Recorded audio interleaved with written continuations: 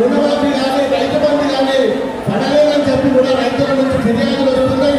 మరి మా గౌరవ మంత్రి గారిని కూడా మా నియోజకవర్గం తరఫున రిక్వెస్ట్ చేస్తున్నాం. మరి మంత్రి గారిని కూడా మేము ప్రత్యేకంగా మల్లన్న సాగర్ ఏదైతే ప్రాజెక్ట్ ఉన్నదో అది దుబ్బాక నియోజకవర్గంలో ఉన్నది. చాలా పెద్ద ప్రాజెక్టు. మరి మా నియోజకవర్గంలో చాలా మండలాలకు ఇక్కడ ఉండకుండా